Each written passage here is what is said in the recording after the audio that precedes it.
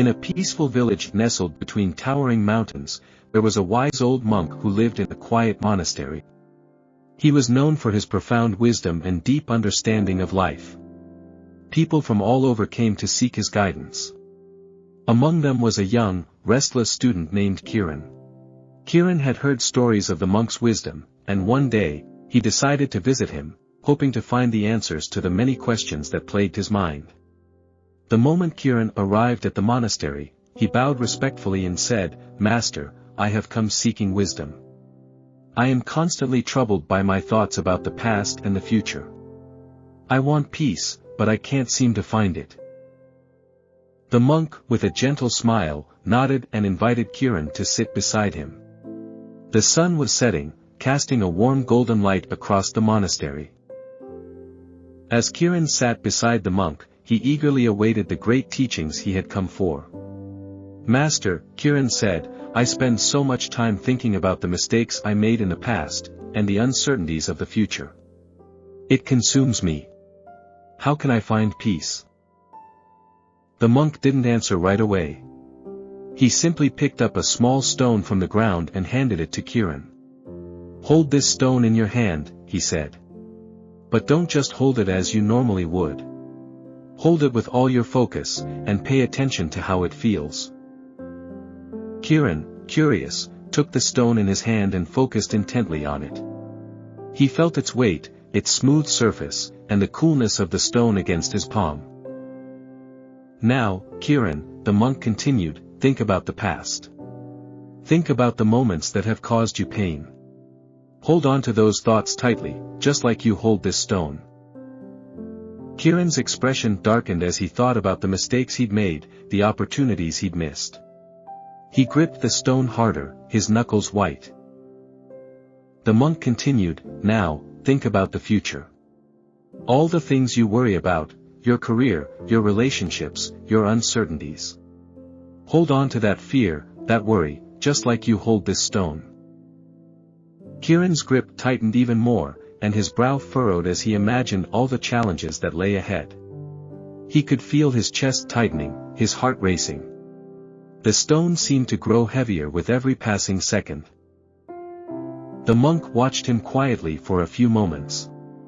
Then, he asked gently, "Kiran, how does it feel to hold on to the past and the future like this?" Kiran, breathless and uncomfortable, replied, "It feels heavy, Master. My hand aches, and my mind is racing. I can't think clearly. I feel like I'm being crushed by everything." The monk nodded and said, "Now, release the stone." Kiran slowly opened his hand, letting the stone fall to the ground. He felt the tension in his body release instantly. His breath slowed, and his heart calmed.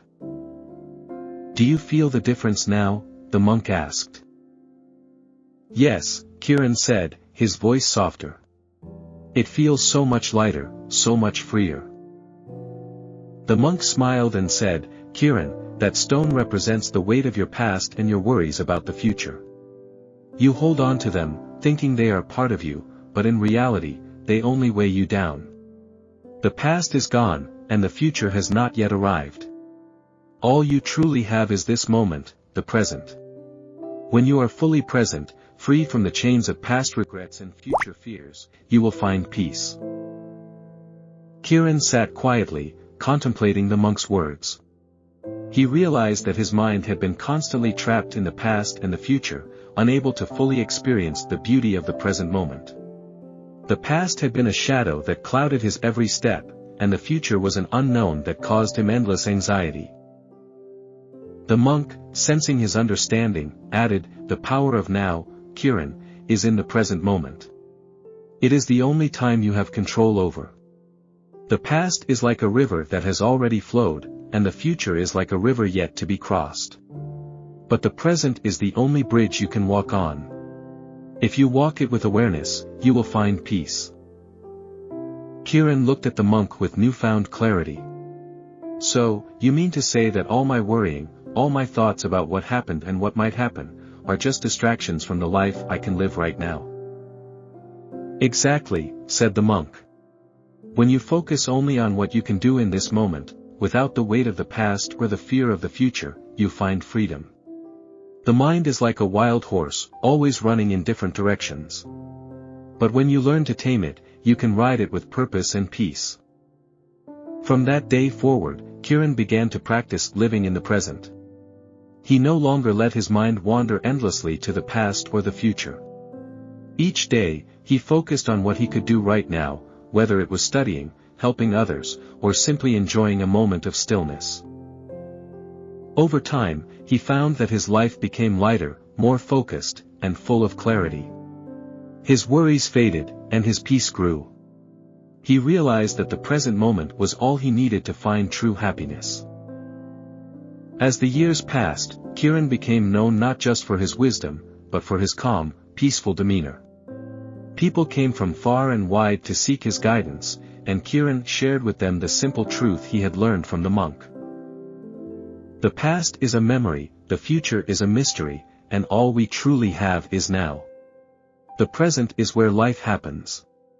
The power of now is the key to peace, happiness, and freedom. So, let go of what weighs you down and embrace this moment, because it's the only one that's truly yours.